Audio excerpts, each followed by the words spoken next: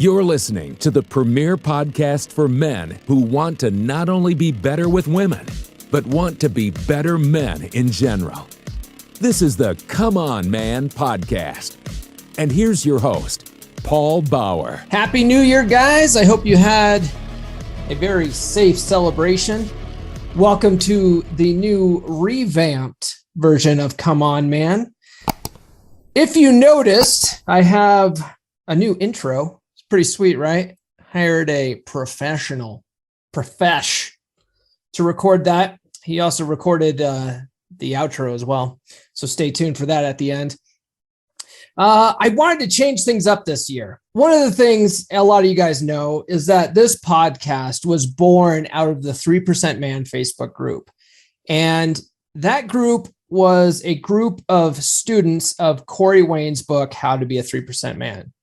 And since this podcast was born out of that group, this podcast was essentially a Corey Wayne fan podcast, where I initially would have other guys that were on the 3% path come on and share their stories. But over the course of 2021, this podcast has become so much more than just a Corey Wayne based podcast. I mean, we've had all sorts of guests on. The whole year, last year, I was talking about my holy trinity of dating books, right? Which not only included Corey's work, it included Dr. Robert Glover's work. It included Christopher Canwell's work. I've also had episodes talking about building wealth. I've had millionaires on. I've had real estate professionals on, right? So this podcast stopped being so much about Corey Wayne specifically and started being more about being a better man in general. So I sort of had this epiphany, right? I made this last ditch effort to try to get Corey Wayne on my podcast. And so I created a social media campaign. I asked a bunch of people to go out and retweet some stuff because I noticed that Corey was spending time on Twitter. And man, I had well over 600 or 700 retweets of this tweet just asking Corey, how do I book you for a podcast? With nothing, just crickets. I mean, I still saw that Corey was tweeting every day, but nothing, and you could tell it was him too, because it wasn't just tweeting about his YouTube stuff or his books. He was commenting on people's news punditry and whatever, because he's very political. And so I knew he was active on there, and it was definitely him, as opposed to, Facebook and Instagram, where it's strictly just about his work. And, but yeah, crickets. And then some guys from the 3% Man Facebook group community tried to help me out. And they went to one of his videos and left a whole bunch of comments saying, hey, Paul Bauer from the Come On Man podcast has been trying to get your attention. He wants you to come on his podcast. Hit him up on Twitter. And some guy sent me some links to that video. So I went and checked it out. And Corey had deleted all of their stuff, And what's really unfortunate about that is that we're giving Corey free advertising. I'm doing it right now. And for him to sort of just completely, scoff and brush us off like that, he doesn't owe us anything. And I recognize that, but for him to just completely do that, it's kind of just, I don't know, I would say it speaks to his character a little bit, especially when other people like Dr. Robert Glover came on the podcast. Rollo Tomasi was on the podcast. Like, those guys are big names in the space, but they don't have big egos, and they're more than welcome, or they're more than happy, I should say, to come and talk to other guys that are trying to learn this stuff. So to me, I feel like those guys have much more character. You know what I mean? And on top of that, maybe this will come across as sounding bitter, but Corey, his books, even though I feel like his books are good, 3% Man's, it's a spectacular book, but he used a ghostwriter to write it. So, is it even really his work? Rollo Tomasi wrote his own stuff. Dr. Robert Glover wrote his own stuff. You know what I mean? My guest that I have today wrote his own stuff. So that's a segue. Let's talk about my guest today. We have a dating coach. He's a pretty interesting guy. In fact, I wasn't sure what to think because I'd never really heard of him before, but he is a #1 bookseller. He's written 3 books, Relationship Boot Camp, Attracting Lasting Love, and A Drink with Legs. His name is Roy Biancalana, and he's also a former PGA Tour golf player, which is fascinating to me. But sometime later in his 40s, roughly my age, I feel like we all sort of come to an epiphany around the same time, don't we? He went on a quest, much like us. He ended up hiring a dating coach and decided to become a dating coach himself. And it's a fascinating story. So I will bring you that conversation with Roy Biancalana right after these words. If you guys are anything like me, you're tired of going to grocery stores, buying grooming products that are designed for men, but they just suck, or they smell girly. I also hate going to expensive department stores like Macy's and getting cologne that makes me smell like a little bitch. I want to smell like a fucking man. And I think most women want their men to smell manly as well. And that's why I've partnered with Duke Cannon. Duke Cannon has products for men. They have products that make you smell manly as hell. They have big ass bars of soap. They have really thick body wash. They have beard oil and beard balm, hair care products. My favorite is their big ass bar of soap. Smells like naval supremacy. It is awesome. And I also buy all of their liquid cologne. It really makes you smell manly, and they have tons of different fragrances. In fact, I have some for each day of the week. Also, when you purchase from Duke Cannon, some of your purchase goes to help out veterans. And if you use duke.comeonmanpod.com, link is in the description, you get free shipping. Win-win. This stuff smells so goddamn good, and the ladies love it. Trust me. Again, that's duke.comeonmanpod.com. The link is in the show notes. All right, joining me this week is a dating and personal growth expert, a #1 best-selling author of books like Relationship Boot Camp, Attracting Lasting Love, and A Drink with Legs. I like that title. Roy is also a certified relationship coach. That's quite a lot there, Roy. How are you doing today? I'm doing great. Yeah, that's quite a mouthful. I'm glad to be here and have this conversation. Yeah, me too. I thought it was great that your team reached out to me. So my first question though is, because this has come up before, I have a lot of like dating coaches and stuff that come on the podcast, but you're a certified relationship coach. And so I was wondering, what exactly does that mean? And how does one get certified? Yeah, well, I went through like a 2-year program. Okay. Studying, how to live consciously, how to coach consciously, how to build a business, that kind of stuff, so it's like getting a master's degree. Oh, was it? Okay. Is that through a college or something, or is that? No, I got it through an organization called the Conscious Leadership Group. Conscious. Okay. All right. Yeah. Interesting. 15, 20 years ago. Long time. Okay. Yeah. Been doing this for a while then. Yes, I have. So you were a marketing major in college and a PGA Tour golf player. Right. How did you get into relationship coaching? Yeah, well, I've had 2 passions in my life. One has been golf, and the other has been kind of spiritual, relational sort of understanding. And yeah, I mean, I'm still a professional golfer. I still play in some local tournaments here in Chicago during the summertime and so forth. Is just kind of a it's kind of a big hobby. Not a little hobby. It's kind of a big hobby, but it's still kind of a hobby because this is my day job. They weren't really that intertwined. It just got to be around when I was about 47. I was kind of getting past my prime, with golf and thinking of it as a career forever, because I really wasn't good enough at that time to play on the senior tour and stuff like that.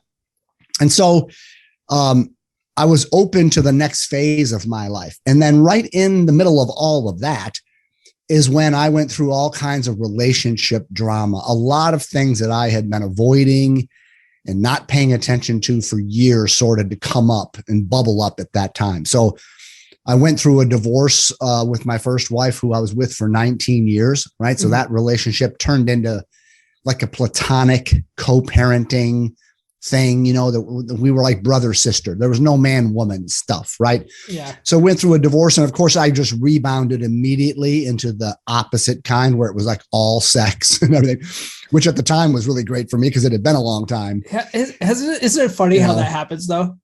Yeah. We really, unless you come out of a relationship and take a moment to actually ask yourself, how am I responsible for what happened and what can I learn and what do I need to work on within myself? You're liable to either attract the same kind of thing again or just yo-yo to the opposite thing and end up, with more drama in your life, which is why I think the stats show that a second marriage is like 70% more likely to end in divorce.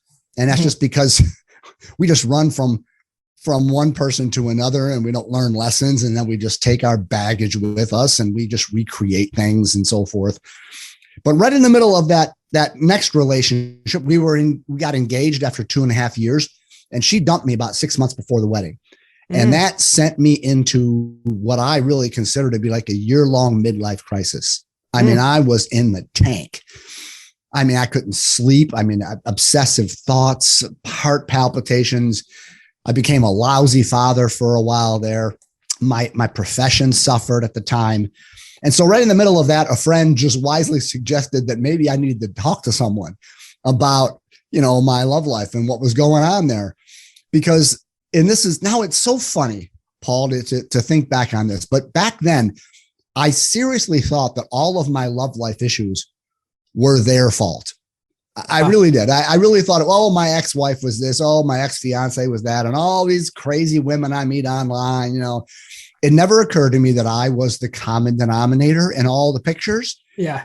You know what I mean? So when I started to ask that question, I hired a coach basically to help me see what maybe I was missing about myself. Was there a blind spot? Was my childhood conditioning affecting my love life? Did I, what was going on with me that I was not able to make a relationship with a woman work? And so I spent about 2 years doing that kind of work on myself. And it was so transformative because I was able to meet and date and fall in love with the woman I've been with now for almost 14 years. When I came out of that kind of self-discovery process, I had found what I wanted to do with the rest of my life. Like, I want to help other people. Like, I want to be for other people what my coach was for me.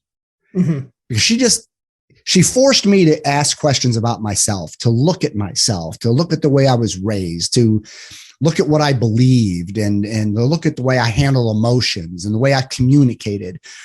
She forced me to go in here and quit pointing the finger at all the women. Yeah. And that so changed my life because I really did discover that although all the women did have their own issues, I was really a big part of the disasters. And so I made changes in that regard. And then it changed my whole life. So I just love to work with people now who are at their wits' end. Like, why can't this work? I mean, maybe I'm successful professionally, but the intimate relationship thing is a nightmare. It's not happening. And when they're teachable like that, because I eventually became teachable, where I dropped the idea that it was all the woman's fault. Yeah. Great things can really happen, because the change for my love life is not because I tell people I wasn't special, like God didn't smile on me. It was because I asked certain questions and I looked in certain places. And if you do the same, which is what I do with my clients, you can have the same results, because it's the process that's repeatable. It's nothing, I didn't get lucky, right? I just worked in certain areas, and that's why I do what I do now. Yeah. I feel like a lot of guys, like us, are similar stories, right? Like I had a similar story. I was married for 14 years and I found myself back on the dating circuit, and I was just floundering, didn't know what I was doing. 11 months later, found a gal that was just super forward, and I needed that because I didn't know what I was doing. Ended up just, settling with her for 4.5 years. That ended a couple of years ago. And I was in the same boat. I was like, but I looked at it differently. I was like, what am I doing wrong? I can't keep these women around. Right. And so that sort of led me on a very similar journey and, reading books and Right. You made the fundamental shift. Mm-hmm. You're never going to get a change in your life. I don't care whether it's professional or personal until you stop blaming and you start asking, what am I doing that I'm missing? What do I not know about myself? What's unconscious? Yeah. Because then when you do that, you will find that there are some things there. And then when you change, all of a sudden, the whole picture of your life starts to change because you're showing up with different attitudes and beliefs and commitments and so forth. Yeah, it's a really big thing. And I see a lot of people that follow me on social media and stuff like that. And I tell them too, like, hey, like you said, that you're the common denominator, and they just have this mental block to it. And I'm like, well, as soon as you take some ownership, because you can only change yourself, you can't change other people. Yeah. What we're talking about sounds easy, but it really is hard for the ego. I mean, the ego does not want to look in the mirror. It really loves to point the finger and say, what did you do to me? Instead of taking ownership. That's hard to swallow it. And I guess you just have to get to that place where you maybe go through enough pain where you start to entertain that maybe I'm doing something that I'm not missing, I'm missing. So exactly. I get women sometimes in the comments too, when I talk about, the nature and psychology of women. Sometimes they don't like hearing it. And then they ask, oh, who hurt you? And it's like, well, honestly, I mean, a couple of women did. And that's why I know this stuff. Cause it was a catalyst for my growth. It's not an insult to me. Right. One thing I noticed with guys who are in the space is that we all have our influences. You mentioned that you had a coach. Are there any other like big names in the space or books that you read, that have influenced your personal philosophy and coaching style? It was more of working with people than books back at that time, because I needed someone to ask me questions that I was never thinking to ask myself. So, I mean, you can see there's a bookshelf behind me. I mean, I read a book or two a week usually. Right. So I read a ton, but at the time it wasn't a book time. It was a time to have someone take me on a journey of self-discovery.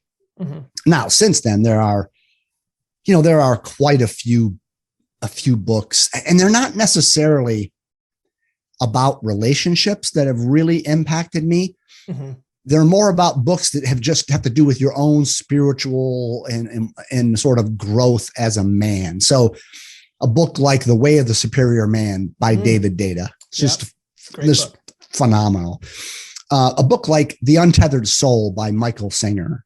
Right. Okay. These they're not really about relationships. They're about me.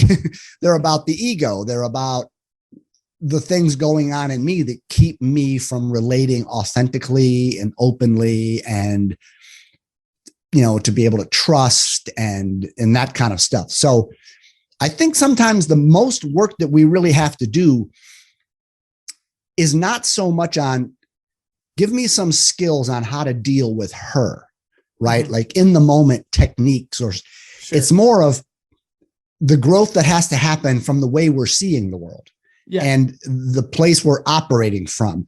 And once we kind of deal with the inside, like the skill stuff is really not that difficult once you start to work a little bit more on you. Does that make sense? It does make sense. One thing I've noticed on this path, though, and maybe you've noticed the same thing, I feel like when guys get into this and they want to know how to be better with women, all the skills that it takes to be better with women tends to make you a better man all around in general, because those are the types of qualities that women are attracted to, or, guys with certain status or whatever. And you end up you go on this path, and next thing you know, your business relationships are doing better, and all it sort of impacts all areas of your life.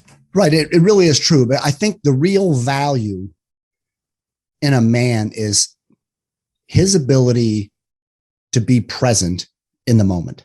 Right. Now we could spend hours unpacking what that means and practical everyday kind of things. But one of the things that the feminine enjoys the most is to be seen, to be gotten, You know how if a woman ever says to you, "You get me," or "I think my boyfriend, he really gets me," well, you're in, because the feminine is radiance, right? It wants to be seen. It wants to be sort of taken in a way. And that's what happens when you're present, when you're not distracted, when you're all there, when you're with her, you're really with her, right? You're paying attention from your mind as to what she's saying. You're paying attention from your heart as to what is she feeling. You're even paying attention from your gut. Like, what is she wanting? Like, you're really present. And that quality, though, works in the boardroom too. Like, I'm all here, and it creates a kind of trust. And if people don't trust you, you're not going to go anywhere professionally. You really aren't going to go anywhere with a decent woman. There are some women, like there are some men who are sort of off their game. There are some women who can maybe get turned on by a guy they can't trust.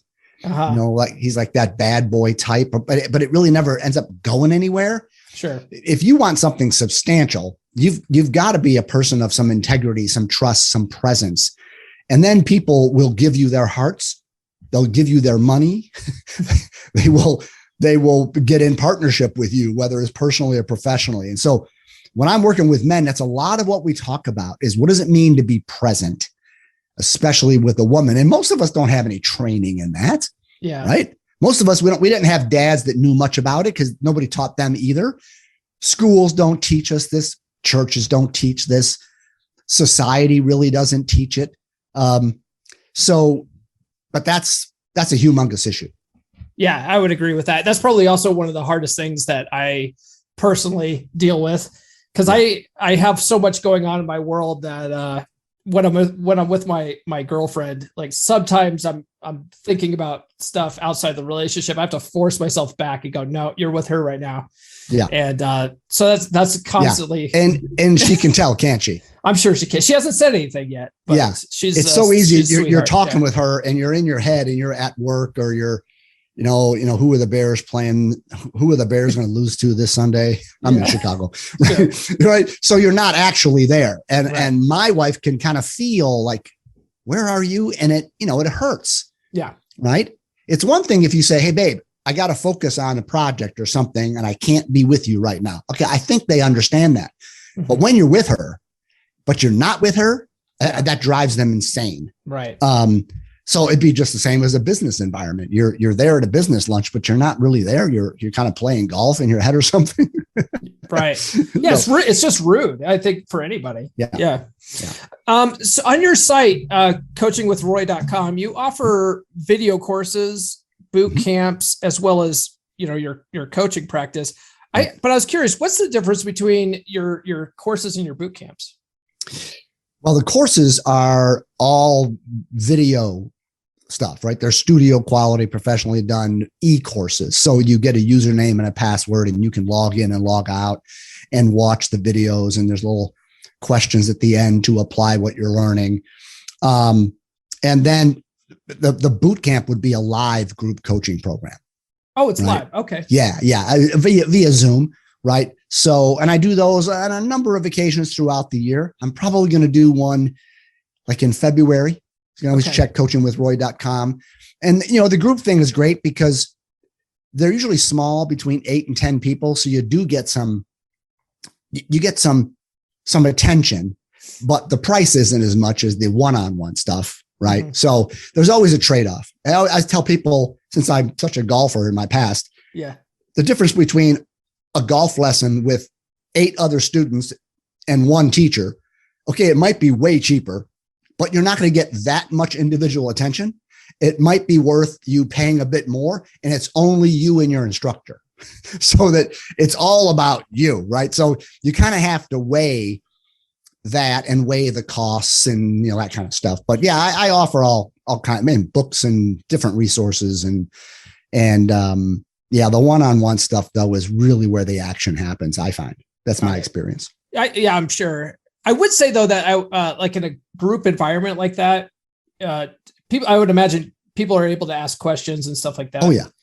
I think like stuff like that's really helpful because then you have other students that have different experiences from you, or you've experienced it, but maybe you didn't bring it up in the course and they ask a question about it, and sort of they can sort of compare notes within the class too. That's valuable. Yeah, very true. There's a saying that goes, the more personal something is, the more universal it is.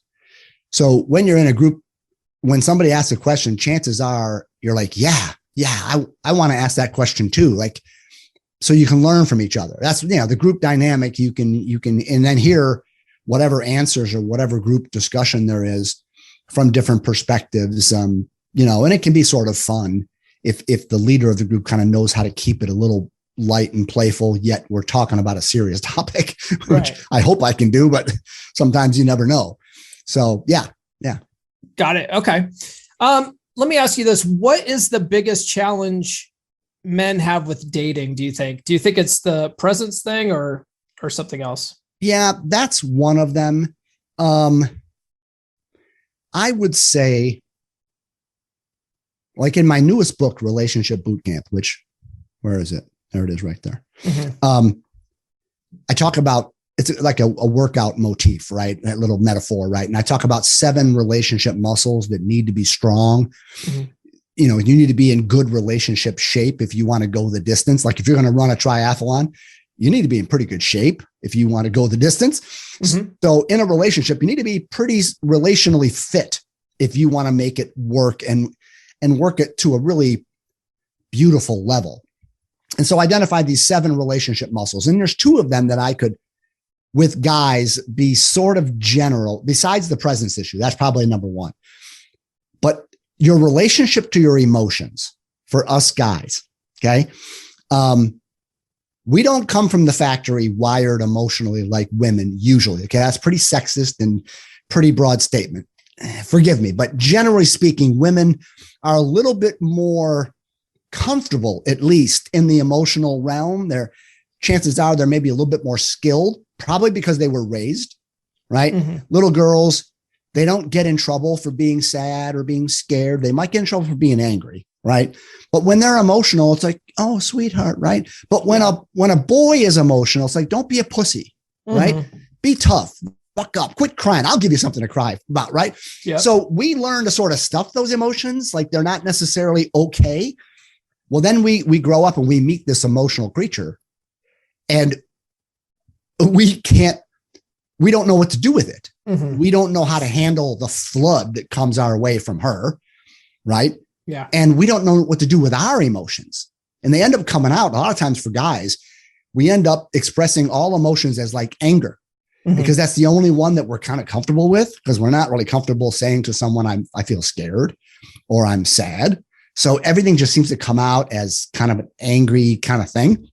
So learning to be more emotionally intelligent for a guy is essential if you want to relate to a woman, right? Mm-hmm. I sometimes joke, I'm like, if you want to be able to relate with someone that's sort of like you, well, then be gay, right? I guess no, then be with another guy, right? But if you want to be with a woman, you're going to have to raise your game a little bit to be able to know how to handle her emotions and not just say, oh, you need to go talk to your sister about that stuff. You need to go to a therapist or something. You do that and you're going to be single, right? So we need to know how to handle their emotions. And then, of course, how do we reveal ours? And I'm convinced that most women are not expecting you to be like Oprah. They're not expecting a guy to be like their girlfriend, where you just bleed all your feelings and stuff all the time. I don't think they would really like that. Yeah, I feel like if you did that, they will friend zone you pretty quick. Yeah, they wouldn't feel like I can trust you. There's a sense of the masculine that, like, even in the midst of a storm or if you're emotional, I can count on you to be my rock. Yeah. Right. There's not a man in the world who's ever said, oh, my wife is my rock. Well, maybe. Right. Usually that's what a woman says about a guy. He's my rock. Like I can stand on him when things are going nuts. Mm-hmm. But that doesn't mean they don't want us to be like the Tin Man either. Right. Where you knock on the heart, there's nothing in there. Right. So there's this ability to find your feelings and know what they are and be able to bring them forth in a relationship in a way where she can feel your emotional connection. And just most of us we just need help with that. Right. Yes. It's the same way with being present. We just need, how do I do that? What does it look like? Are there practices I can do to be like being a golfer? If you want to be a better golfer, I can give you drills, right? Well, yeah, right. There's drills on being present. There's drills on how to be emotionally intelligent, right? Mm-hmm. So, and then the other one would be dealing with your past, just like what you said earlier, that you've been hurt in some past things. Those things leave scars, right? They leave bruises. They can have a tendency to make you be a little guarded or maybe a little suspicious or maybe even to put a wall up because you don't want to get hurt again. Right? It's just a natural reflex to protect yourself from more pain. And so we can develop some trust issues when people have cheated on us or betrayed us or lied to us or seem to, gaslight us or ghost us. And right. There's nothing wrong with having baggage. I often joke the only ones without baggage are the babies in the maternity ward. Okay. Mm-hmm. It's like everybody's got baggage. So what do you do with it? If it's still alive in you and it's still, if it's still sort of present and alive in you, it's going to come between you and this new person that you're meeting or the person you're trying to relate with. I joke it's like a menage a trois from hell. It's you and her and your past, or you and her past. Right. Right. So the ability, how you relate to your past is huge. Because you'll bring some of those hurts and those pains. You'll end up projecting it onto your partner. Like I often just use an extreme example. If the four last women you've ever been with cheated on you, your four last significant and they all cheated on you. When you meet Susie, I mean, you cannot help but, are you going to cheat on me too? Mm-hmm. You're going to relate to her through your past. Right. Which might not be fair to Susie. Susie might be a really honest, great person, but you might not give her the chance, or you might kind of come off with some sort of attitude or some sort of energy that might turn her off because you haven't learned how to let go of the past pain. Mm-hmm. So a great golf illustration for a lot of us guys that probably understand golf, all of golf psychology, because I've worked with all the sports psychologists and so forth. All of it is basically teaching you how do you hit the next shot with a clean emotional slate. That is the totality of sports psychology. How do I make the next free throw or the next at bat or the next pitch or the next golf shot or the next tennis serve? How do I play the next point as if nothing's ever happened in the past? I'm just present. I'm here and I'm not hitting this shot. Well, the last one went to the right, so I don't want to do that. Well, then, you know what I mean? So you have to clear away that stuff so that you can just be here now. And then your skills can just be naturally flowing, right? Well, that is so true in a relationship. If you're in relationship, but it's actually all your other spouses or your ex are in this relationship too, right? And we do it, women do it. We all do this with each other. And it sabotages our ability to make a healthy connection, right? So those three things for men: learning to be present, learning to be emotionally intelligent, and learning to let go of some past pain.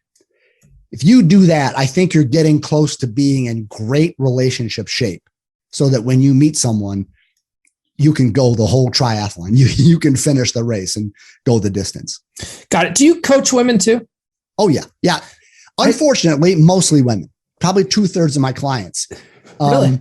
Well, it appears like my story is that men are not as open to relationship discussions as women. Mm-hmm. Right now, that's a generalization. I don't know if that's true. I've never taken surveys. Yeah. But I would love to work with more men because to some degree, like with emotions, we might need a little bit more training on that intimate level than say the women do. Mm-hmm. At least I did. Right. I mean, I was a kick-ass golfer. I've beaten Tiger Woods in a major back when I was playing full time. Okay. So I was like really good. Okay. Uh-huh. I'm still a +5 if you know handicaps with golf. Okay. Mm-hmm. So I was really competent there, but I wasn't very competent with women for the reasons we're talking about here. Right. So I think sometimes guys would do better by humbling themselves and saying, man, I need to talk about my love life. I need to talk about my feelings. I need to talk about why can't I make a relationship, last? Because when you do create a good relationship, and a lot of us have had them for at least a time, it's the most amazing thing in the world. Mm-hmm. When you're connecting with the woman that you care about, when the sex is good, when the playfulness is there, when the trust is there, when the mutual support of each other's creativity is there, it's like, there's not much better in the world than that. But also there's not much worse when you're with someone and it's not that way. Mm-hmm. I tell my single clients all the time, the only thing worse than no relationship is a bad one. Right. Yeah. And we've all probably had those. I know I have. So yeah, I love to fill my client sheet with a bunch of men saying, help me figure this thing out. Yeah. Well, I mean, that's pretty much my audience is 96, 97% men. I was just curious about women, like if what their biggest challenge was, like if it's something similar or if it's completely different for them. I would say the past issue is there mm-hmm. because too many of us guys are morons, okay, including me. Uh-huh. Right? You read my first book, the one that's above my head there. It's all about, I did some a drink with the legs. Yeah, I had like a relationship addiction, man. I went from one woman to another, and I created so much drama, and I hurt women by some of the games I played. And it's not uncommon for women to have lots of bruises. Men do too, but I think it's one of the leading issues for women is they have trust issues because of some of those things. The emotion thing, they could use some improvement, but it's not as big a deal.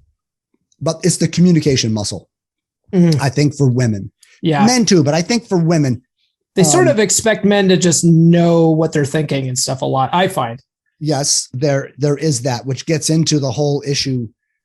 When you're living consciously, you have a commitment within yourself that I want to be a revealer rather than a concealer, which means I want to make myself known to you. So in your example, if I want something, if I need something, I'm not going to expect you just to kind of figure it out and sort of play that game and then maybe resent you when you don't know. I'm going to reveal, I want this. I need this. I'm going to be clear with what's happening. And so a lot of women, they want to be vulnerable in relationships. They really do. They really want to open their heart and sort of make themselves known, but they have a fear of either being rejected or judged or misunderstood or thought to be, like high maintenance or a drama queen. I was just talking to one of my woman clients today. She's met this guy and she's smitten with him. Okay. And it looks like he is too, but he's from a long way away. He's from Dallas and she's from New York, but he is moving to New York. Okay. And he pushed the move date back from December to January. And she's kind of freaking out. And she's like, I don't want to do a long distance relationship. I want to do all that. And I was just coaching her, like, there's nothing to do here, but simply reveal to him what you're revealing to me. You're not blaming him. You're just making up a story that it's going to become January and then February and then March, and you're never going to come here. And I'm getting closer to you and we're sleeping together when you're in town and my heart's starting to go. And I don't know. I don't know what, she's making up this future that he's going to kind of lead her on. Well, I don't know if he's leading you on or not. Yeah. All I can tell you is, do you want to reveal that that's what you're thinking? Not that you're right. Not that he's at fault. Right. It's just, I'm over here wondering if where's this going? What are we doing? I don't want to relate. And she's like, oh, if I say that, he's going to think I'm just a needy maniac and I'm going to chase him away. And I'm like, if you tell a guy that you're into, that you really want to see him and you want to be able to see each other on a regular basis, if he's into you, you're not going to chase him away. Yeah. If he's not into you, then that might, which in that case is probably a good riddance. Right? Yeah. But it's the whole idea of, if I tell him what a mess I am over here, like I'm really wondering about where's this relationship going? And because women have all heard the stories about, oh, we got to have that, men resent the time where the woman says, we need to have a talk. You know what I mean? Like, and that means how do you feel about me? Where is this going? They know men don't like that, but yet they really wonder what's going on. And so I'm like, if that's truly what's happening inside of you, if you decide you want to be an authentic person, then that means you reveal that regardless of what he does with it. Mm-hmm. It's like, I want to live authentically and honestly. And if I'm over here wondering, what are we doing here? Then I'm going to share that with you and see if we can talk it through. Right. So, that's a challenge for women because they risk that they'll overwhelm a man, which sort of ties into they're recognizing that maybe our emotional ability can't handle it. Mm-hmm. Right. So they don't want to overwhelm us, but then they hold it back. And she's already talking about, maybe I need to end it with this guy. And I'm like, what are you out of your mind? It's like, he said he's going to, because they can't see each other on like 6 or 7 weekends in a row. She's traveling, he's traveling because they both make tons of money. Okay. And they're high powered doing their thing. He's like, no, I'm going to fly up on Wednesday, take a couple of days off of work, come in middle of the week, and we're going to hang out a couple of weeks in a row. And I'm like, that girl, he's into you. If he's going to fly from Dallas to New York to spend a day with you because he can't get a weekend right now. If you dump this guy, that's your neurosis. That's just your stuff. Right. I mean, so that's the kind of thing I think women need to pay attention to. But yeah, this is more for the guys. We don't want to spend too much time on them. Right. Forget them. No. Yeah. I was just curious about that. I will say one thing about presence. Yeah. When a man is on his game, and this is going to be a big statement.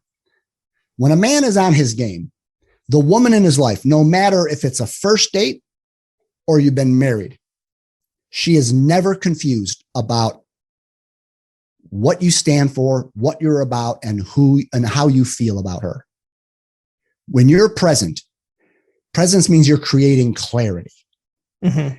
And when you're with a woman, she's never going to not know how you feel because you're going to make that clear. It could be anything from, I'm not ready to be monogamous. I'm not ready to take my profile down. I'm not ready to take that step. Okay. That's clear. It's just where but there's no games. Mm-hmm. Right. But perhaps he is feeling like he's ready to be monogamous and to take profiles. He's going to initiate that. This is where I am. This is how I feel about you. This is what I want. How do you feel about it? So anytime a woman has to initiate, what are we doing here? Where is this going? You have failed in your role as a masculine being to create clarity and a sense of direction. And we do that because we're afraid if we say, I'm not ready to make a commitment, that she's going to bolt. Interesting. Right? So this group was formed out of a group of men studying. I don't know if you're familiar with him. It's Corey Wayne. I've looked up the title and the thing. I haven't read the book. Oh, okay. Well, so we're all students of Corey Wayne. I mean, we dabble everywhere else too. We like having other dating coaches on, get different perspectives. But one of the things that he teaches in his book is that men shouldn't push for a relationship because sometimes men are a little too overeager to jump into a relationship.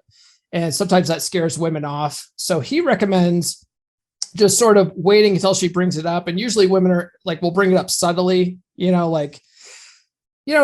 out a lot. Where's this going and stuff? And that's sort of your key to then say, well, what do you mean by that? And try to get it out of her. And then it's okay to discuss that. What do you think about that? Yeah. Without having read the book to hear all the nuances, I would fundamentally disagree with that. Okay.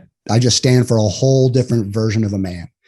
If you know that you want a relationship, it doesn't mean you have to come off needy and desperate.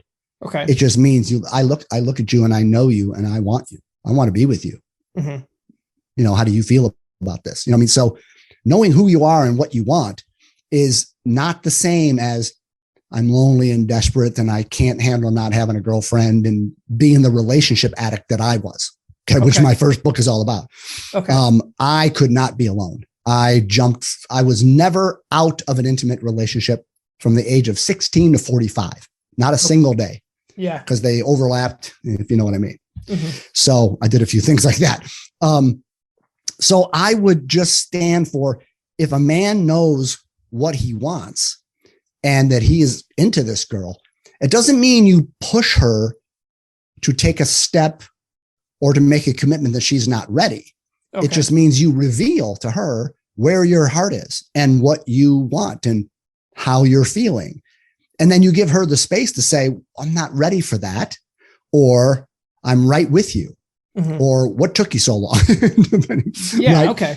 But I really do think the masculine creates a clarity of direction, of purpose. It removes ambiguity. Got it. Okay. Now, sometimes we're not sure what we want, but we can say that, I'm not really sure yet. If a relationship conversation comes up, I'd like to go on a few more dates and kind of just spend time together and casually and just get to know each other. Cause I don't want to jump into something, because I've done that. And sometimes I do it prematurely and then that backfires. So yeah, I'm come from the camp of being real simple. Don't play games, just be honest. Yeah. But that doesn't mean you're being needy. That that's a different story. Good women are turned off by a guy that when she feels like the guy almost can't live without her, kind of thing, like he really needs her, then she doesn't feel his power. She doesn't feel he's a rock. Right. He's silly putty. I think where Corey's method sort of helped me, though, because I was also sort of addicted to relationship, right? Like if I got a girl that agreed with me or agreed to go out on a date with me, I was like, okay, got a live one here. I'm going to focus all my attention on her. And okay, I got one date. All right, let's try to get another date. All right. Yeah. Well, where are we going here? And I was, I was immediately pushing for a relationship. So I felt like just sort of taking a step back and giving it a little more time actually helped me out. But I absolutely see. Yeah. Now that you've said it that way, I'm tracking with that because that speaks of your own sort of emptiness. Like I need you to fill this place in me. So the minute I feel a connection, I'm just going to swarm you. Right. Let's go out. Let's do this. And then she can feel like this doesn't feel like kind of healthy chemistry, healthy dance. This feels more like there's something else here that doesn't feel as psychologically trustable, I guess I would say. So the way you describe it there, that's more of,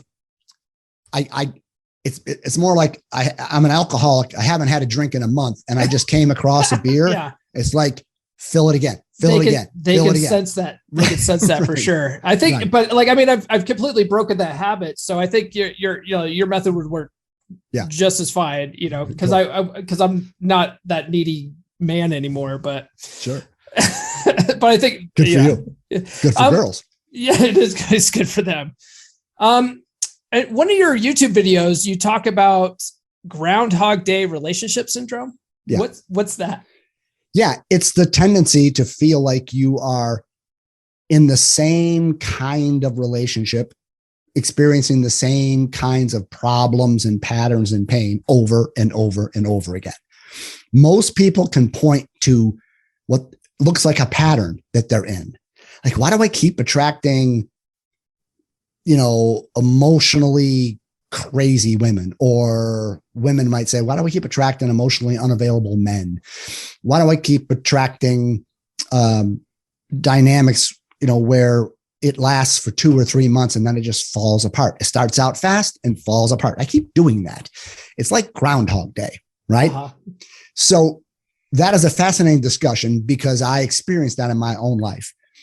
And the best way that I can say that is that, remember, maybe as a kid, you made a puzzle, right? And puzzles have maybe 1,000-piece puzzle, and every puzzle piece has a shape, but it doesn't go with just any other piece. It has to find its reciprocal match, right? It's got to find its perfect match, and then it goes together just right.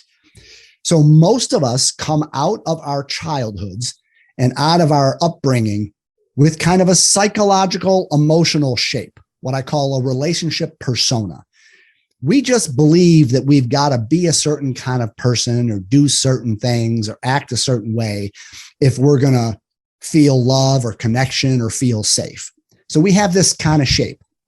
Now that shape is going to match with some other woman's psychological shape also, and they go together. So this is like, we all know the stories of like, it's kind of a harsh kind of story, but if a woman grew up where she was being physically kind of beaten and abused, she's been through that kind of horror when she's 5, 6, 7 years old. She can be 45 years old and walk into a bar of 100 men, and she will find the one guy in there that will hit her. Right? It's like, because he's got that shape and she's got some shape, like I deserve that on some level. Right. I mean, yeah. So in my own life, here's how it happened in my life. I recognized from my childhood, my mother was kind of good at taking care of the family, but she was emotionally distant. She was kind of harsh and demanding and perfectionistic. And if you wanted to be close to her, you kind of just did it her way. You just kind of dropped your own agenda, your own wants, your own needs. And if mama ain't happy, nobody's happy. And so you just kind of fulfill her agenda. And what little boy doesn't want to be close to his mother? Right. And it's like your first girlfriend. It's your first connection with the feminine. So, I didn't know at the time, but I was learning that the way you get attention and affection from women is if you sort of make your life be about taking care of theirs. Right. If all you do is be a good boy, Roy, if you're a good boy, Roy, then you get some connection, you get some warmth. Right. Translate. I'm 45 years old. And I'm functioning as Roy the rescuer. Like, I'm going to make my life be about taking care of yours, because I have this inner belief that a woman would never want to be with me unless I was making my life be about taking care of hers. I was right. So I kept meeting damsels in distress, women who had real high powered, successful careers, working 60 to 80 hours a week. Okay, killing it, but they were single mothers and they couldn't manage raising their kids and managing their household and their career. They were overwhelmed and they were stressed out. And here comes Roy the rescuer. Oh, baby, I will raise your kids. I'll do their laundry. I'll clean your house. I'll do the shopping. I'll vacuum. I'll wash your car. I'll cut your grass. I'll be your masseuse. I'll be your therapist. I will make my life being about taking care of yours if you kind of make your life be about taking care of me, if you know what I mean. Yeah. Okay. So it was Roy the rescuer fitting the puzzle pieces with Debbie the damsel. Do you see how that goes together? Yeah. Right. So I was telling my coach early on, why do I keep attracting these women who need me to kind of take care of them all the time? I'm starting to resent it because I wasn't doing that from love, right? Being Mr. Mom is a wonderful expression of love. I was doing it out of fear. Like, if I don't act this way, no woman is going to want me. So I didn't have any of my own masculine presence, my own masculine security to say a woman would want me for me, not just what I can do for her, right? So I wasn't doing it from love, but out of fear. And so she helped me see this, like, because I kept saying, where can I find a woman who's not like that? And she's like, that ain't the question, dude. As long as you think you're Roy the rescuer, you will always attract the damsel, because they go together like cookies and milk. So if you want to get out of your pattern, that change your shape, get rid of that nonsense that you feel like you have to be Mr. Mom to get a woman to like you. It's like, if you can find your authentic self, the self that was there before you and your mother fucked it up. Okay. If you can find that and we can bring that out, that's more naturally you. That's not the fear-based thing you've been doing your whole life. Then you will automatically, that shape will attract a whole different kind of shape.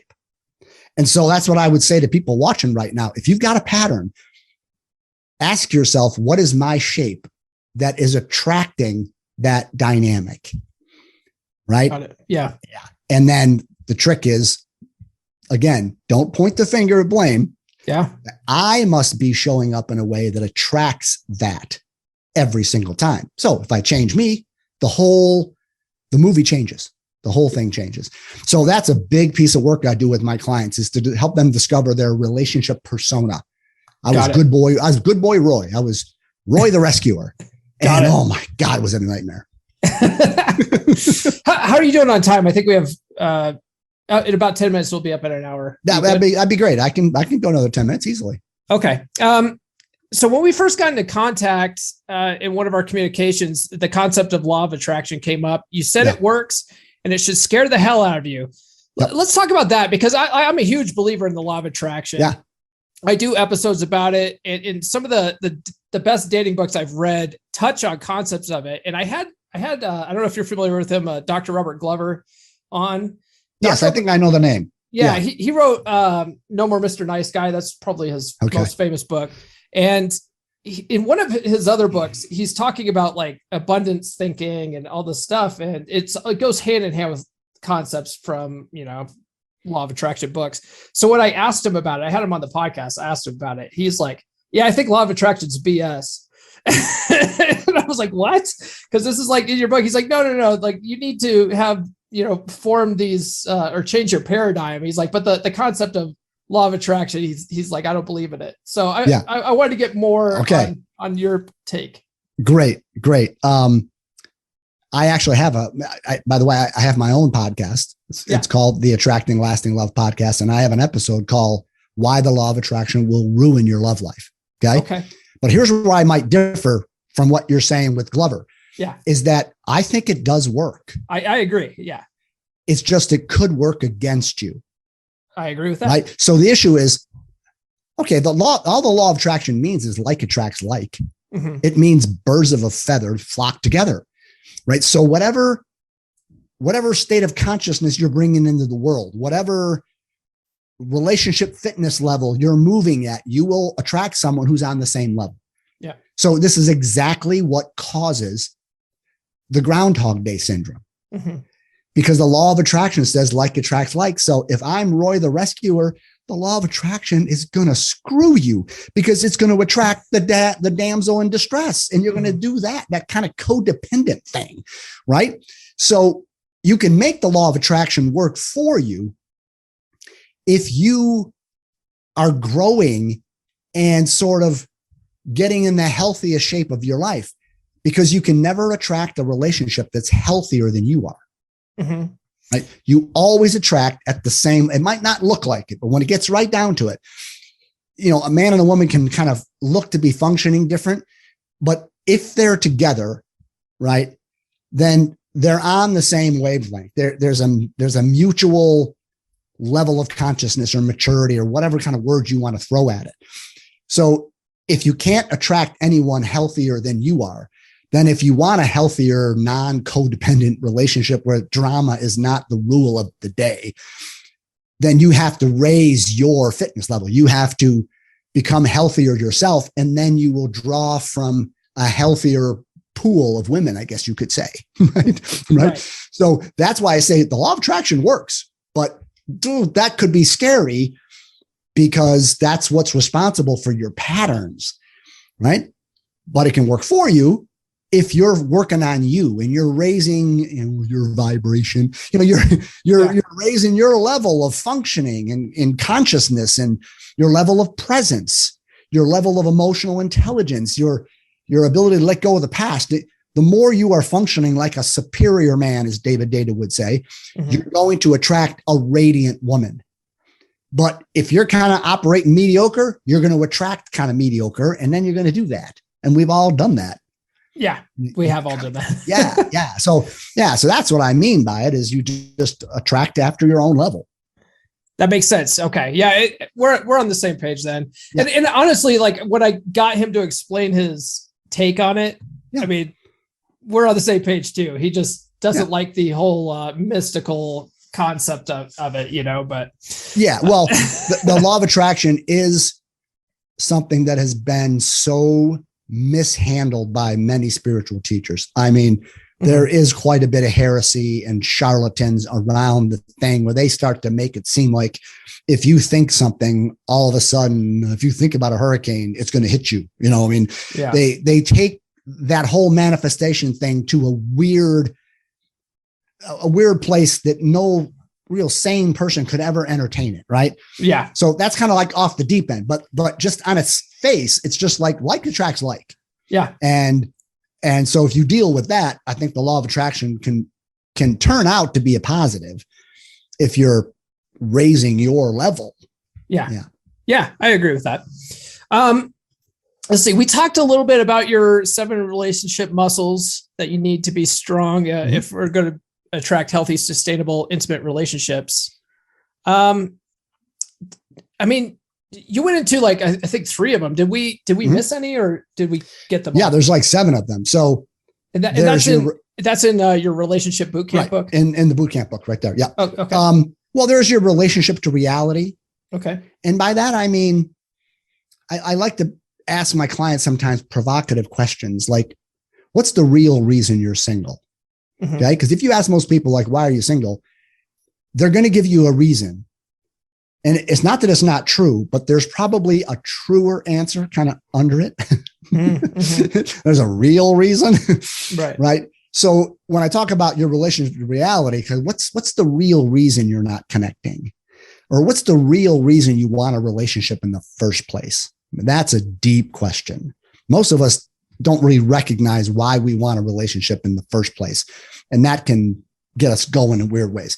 So there's that, which is hard to describe in a podcast because it's kind of complicated. There's a relationship to that voice you have in your head that, if you haven't noticed, it's full of crap. The stories it tells and how it imagines things and makes up reasons. Like the mind is very uncomfortable with the unknown.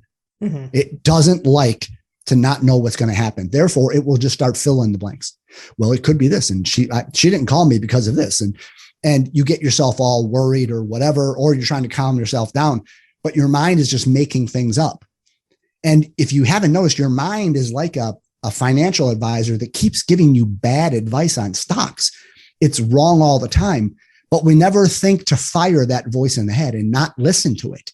Mm-hmm. Yeah. So that's a whole thing about dealing with your mind and its stories and how it interprets everything. It takes everything personal.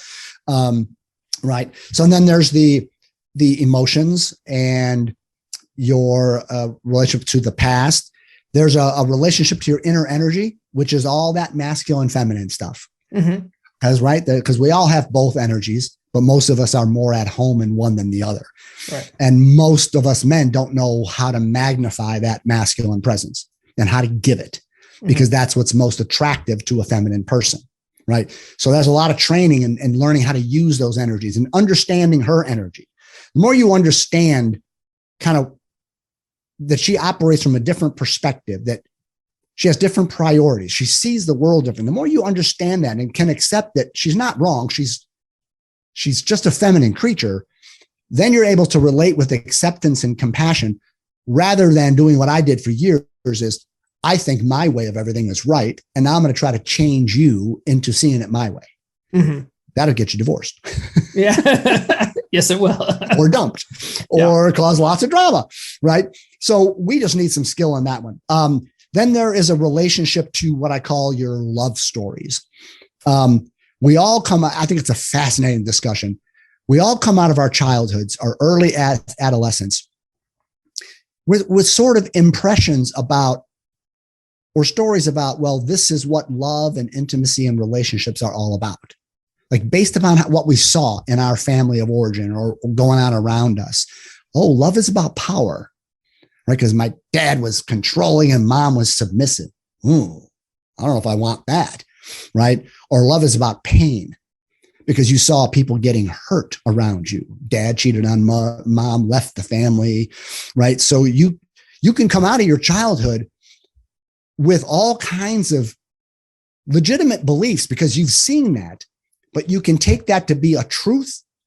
Like that's what relationships are. They're about pain or performance or, power. Love is about control. Love is smothering, right? There's all these, or love is about sex. So you can come out of your early days with those kind of beliefs or self-definitions. And most of them are so like, ew, that we can end up unconsciously sabotaging ourselves in relationship, because why would I really want to get in a relationship with her when I know that she's going to try to control me? Mm-hmm. I'm going to lose my freedom by being with her. I can't be myself. I can't do what I want. I can't go out with the boys and watch a football game because when you were little, you saw your dad just get sort of henpecked or something, right? Yeah. Yeah. So why am I single? Oh, I haven't met the right girl yet. No, maybe it's because you actually think a relationship would ruin your life. Now, if that's true, if we don't deal with that belief, because beliefs create reality, Mm-hmm. in a sense, if you think the earth is flat, you're not going to jump into the little dinghy and sail off into the sunset. Yeah. Right. So if you think love is going to smother me and control me and sort of limit my freedom, you won't let yourself get into a relationship, or you'll pick women where it could never go that way anyway. You see what I mean? So these are the kind of things that we need to look at when we're finding out our love life isn't working, right? Do we have love stories? And then all those other things. And so to tie in with this, and I'm sure we got just a second for this, we're talking about getting in relationship shape, right? Getting these relationship muscles strong. Right. If they're strong, you can go the distance. Well, if you went to a gym and you wanted to get in great shape, the first thing any decent trainer would do is they would run you through a bunch of assessments to see where you are now. So okay, if I know where you are now and I know where you want to get, okay, now I can put a program together and we're going to get there. That's what I do with my clients. Okay, I know where you want to get, right? You want to be in this beautiful relationship with a woman where your freedom isn't limited, it's celebrated, and yet you're connected and all that. Okay, that's what you want. What are we starting with? What kind of shape are you in now? Okay, let's find that out, because that's going to change the program that I put together. So on my website, coachingwithroy.com, and you might even link to it in the show notes. I will. Yeah. I have something called the Relationship Fitness Self-Assessment Test. Okay. Right? It's a 30-question true-false test. It takes like 3 or 4 minutes to take. It's absolutely confidential, and unfortunately, it's very accurate. Okay. And I say that because most people find out that they need to get in better shape, that some of the muscles are not very strong, which if your love life isn't purring like a kitten, that's the results you should get. I mean, I took the results, I wrote the test, but I sort of took the test from the mindset I had back before I worked with my coach. Mm-hmm. And I scored in the lowest category, of course, because my love life was a mess, right? So I tell people, don't be surprised if you get negative results. It just means, okay, you're a bit out of shape. Fine. We'll just put a program together, and 4 or 6 months, you can be a completely different person, equipped with skills and abilities to relate with this creature that seems to be from another planet and make it really work, right? But we got to find out where you are now. So I just invite people to be brave and go to the website, coachingwithroy.com, take that test, and you'll get your results immediately. It'll put you into a category. You'll either be ripped. Okay. Okay. Nobody has ever scored that. That just means you're Jesus in a relationship. Okay. Yeah. And you're not. There's always room for improvement. Sure. Right. So you're ripped or you're skinny fat. Okay. Which means you look pretty good, but you got, yeah. Or you're overweight or you're unhealthy, or the category I was in was dangerously out of shape. Okay. And most people are going to be down in the lower end of the spectrum, unless your love life is really doing great. But then again, you wouldn't take the test because you wouldn't be listening to me. Right. You wouldn't be listening to the podcast. I'm going to tune into Paul when he has a different topic on, because I'm killing it in this area.